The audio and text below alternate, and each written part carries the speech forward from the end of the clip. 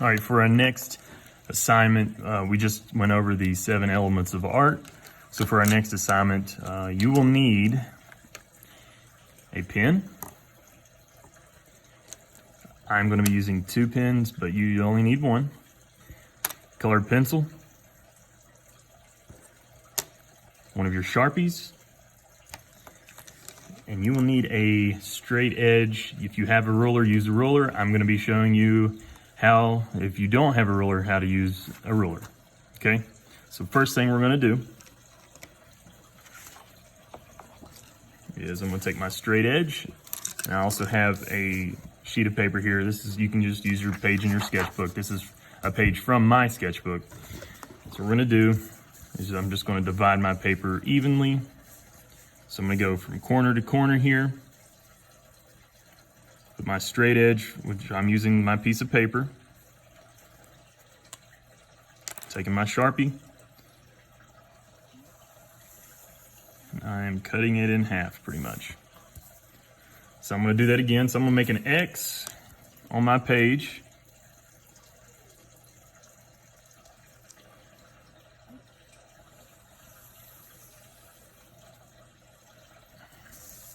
So I have an X. Now I'm going to make a T. So I'm going to divide that X in half.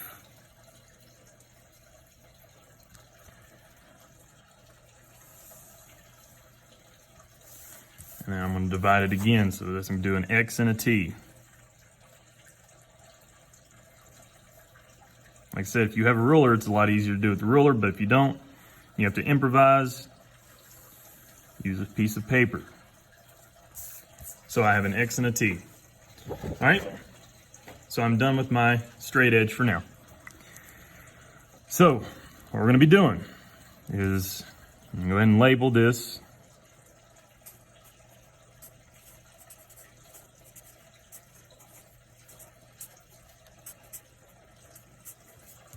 The elements of art. So my first one, I have lines. For my lines, we've been practicing these for about a week now. So just go ahead and fill in some lines, different thicknesses and different shapes that you're using here. So I've got some lines here. I'm gonna go ahead and cross hatch some of these. So like I said, different thicknesses. You want different thicknesses. I've got squiggly lines.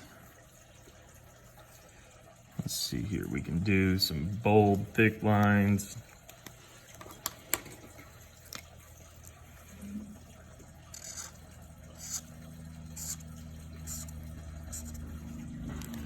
Just use the paper and just fill up some lines. They don't have to be perfect or anything, as long as you're aware that one of the elements of art is lines, okay? So follow along with me and do the lines. Now for our next one, we have shapes. So I've got my shapes. What we're gonna be doing is using this section here of your sketchbook page, and we're going to be just making some shapes. Remember, shapes are 2-dimensional.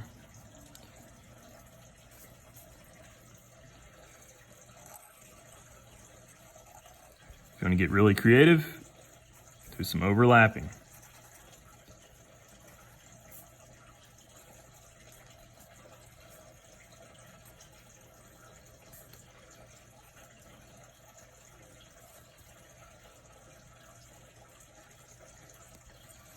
All right, so I have some shapes. They're 2-dimensional. Remember, we're not using shading or anything like that. Now, for value, you will actually need a pencil for this. So go ahead and get a pencil. I prefer using just a normal wooden pencil. If you do not have a wooden pencil and all you have is a mechanical pencil, that's fine, it'll work the same. So I'm just gonna use a wooden pencil. So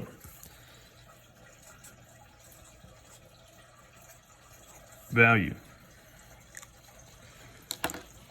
I'm going to take my pencil. We'll start here in the corner. All right, this is going to be my darkest spot. So I'm going to fill it in all with pencil first, okay? Then as I move up to the word value here, I'm going to lightly press. So I'm pressing pretty hard here. As I move up, I'm going to start pressing a little bit less hard, more soft, and keep going up, okay? And you're going to naturally get a good range of value as you lightly press into where I'm barely pressing at all as I'm moving up.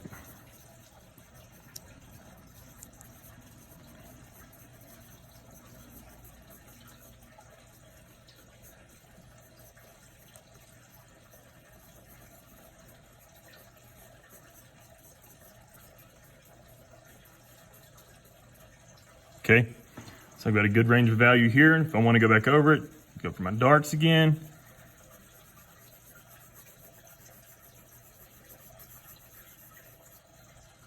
All right, so value from light to dark or dark to light, it doesn't matter. Now, next we have texture.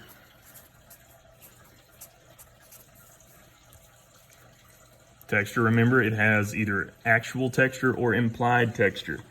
Now, using this on a piece of paper, it's going to be hard to do actual texture. Okay, I'm going to just take my pen and I'm going to make implied texture.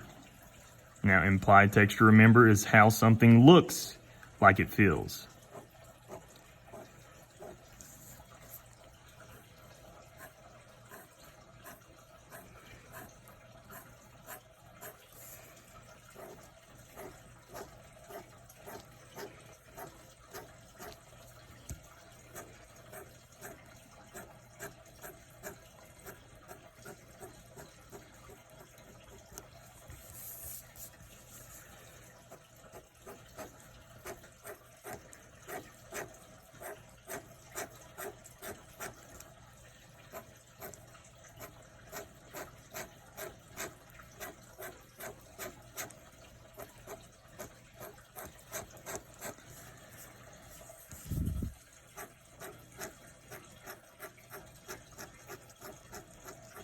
So this implied texture here, it's implying that the texture is going to be kind of just a little bit bumpy. It's kind of like it has a raised surface where you can see the tiny squares that don't have pen on them. So they're a little bit raised up, and if you actually feel it, you can feel some texture to it, but it's just implied texture. For our next one, we have color. Now, this is where you're going to need your color pencil, and we're going to be doing the same thing as we did with the value. So, with color, you have a different range of color, and depending on how you press down on your pencil, you will have a different value on your color. So I'm going to be using purple here. Purple's my favorite color. All right, so up here, I'm pressing really hard, okay? I'm getting the most pure form of the color that I can get, okay? So it's gonna be really dark here in this corner. Now, I'm gonna do the exact same thing when I did the pencil, so I'm gonna use my most pure form of the color, and then once I move away and start going down towards this corner, I'm gonna gradually get lighter and lighter, okay? And press lighter and lighter.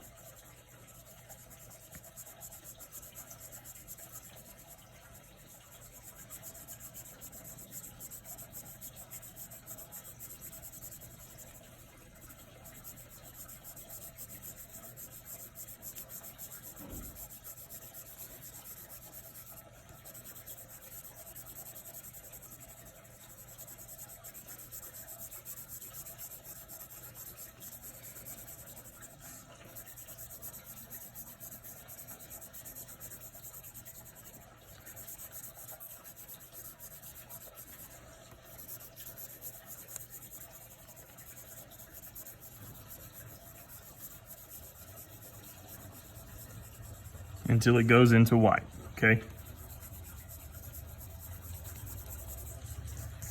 So I've got a different range of value in my colors as well. So go ahead and take some time to do that.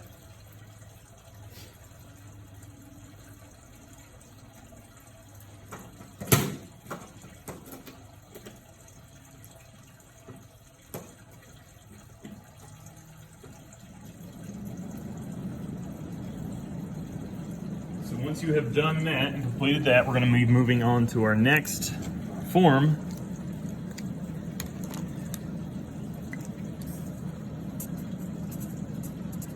Now, if you remember, form is a 3D version of shapes, okay? Where shapes are two-dimensional objects, form is going to be a three-dimensional object. So I have my objects here. I'm going to be doing, we'll just do a cone. Now remember, cones have a curved bottom to them. And then one thing that's important with form is they have shadows. If they're three-dimensional, they're going to be out in space, so they got shadows.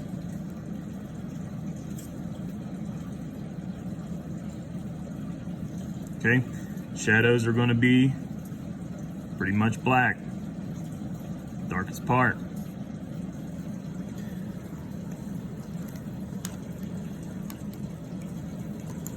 Okay, I'm going to be doing a couple of shapes here. So I've got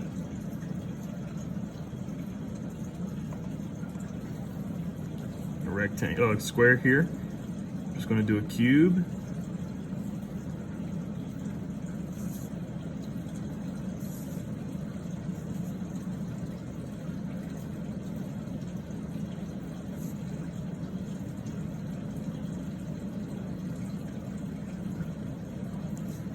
Then I have a circle. I'm going to make into a sphere. All right. So when I'm shading my objects here to make sure they are three-dimensional, I'm going to choose my light source. Well, my shadow here tells me that my light source is over here somewhere, okay? So I'm going to do my darkest areas over here, pretty dark, not all the way dark. And then as I gradually come towards the middle, I'm going to space it out just a little bit more and then get to my lightest part, which is facing the light, okay? Same thing for this cube here. This side's not going to see that much light, so I'm going to cross hatch to shade. The top will see a lot, but not too much. This side will see a lot, but not as much either, so I'm going to space my lines out just a little bit more, okay?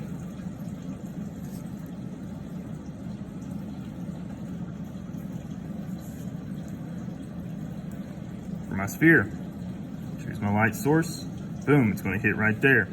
So that means I'm going to go with the curvature of the shape, and then I'm going to spread my lines out.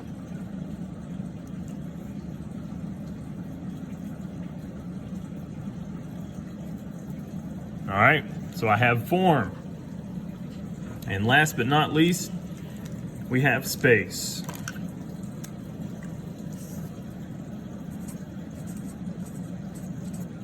Now, space is really cool. What we're going to be doing here is I'm going to draw two objects, and I want you to follow along with me.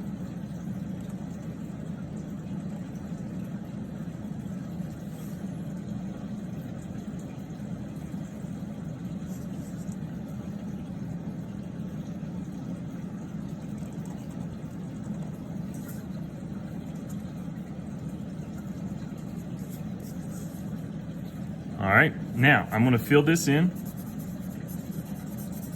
with my Sharpie.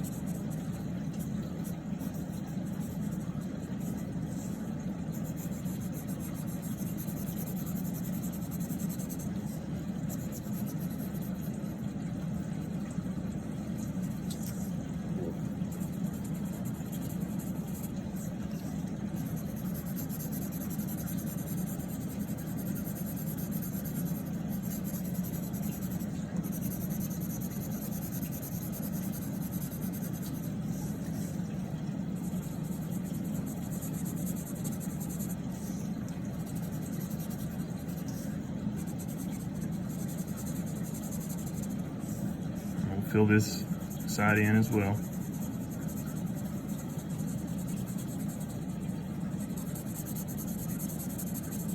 All right, so I don't know if you can tell by now, but what we have is our space. So we actually have in this part is positive space and negative space. Now, depending on how you look at it, it's either two people getting ready to touch or kiss or whatever they're doing. They're getting ready to touch their noses together. Or we have like a little vase or trophy, which is the white part. So I don't know if you can see the vase or trophy, but it is the white part. Or a chess piece or whatever you want to call it. Well, depending on how you look at it, the positive space can either be the trophy or a chess piece, or the positive space can be the two people getting ready to touch noses. Or the negative space could be the trophy or chess piece, or it could be the two people getting ready to touch noses. So there's a different play on your positive and negative space. So go ahead and copy this down in your sketchbooks. I want you to upload. I'm going to put a little section on your Google Classroom to upload the picture of your work of this in your sketchbook. And then I'm going to go ahead and give you your assignment that we're going to be doing. You're going to have a week and a half to do it. I want to make sure you guys take the week and a half to do it. Make sure you're setting your page up. Remember this from yesterday, the Zoom meeting. Make sure you have a 1.5 or a 1-inch border all the way around. Fill up your entire page with your work. I will be posting this to Google Classroom.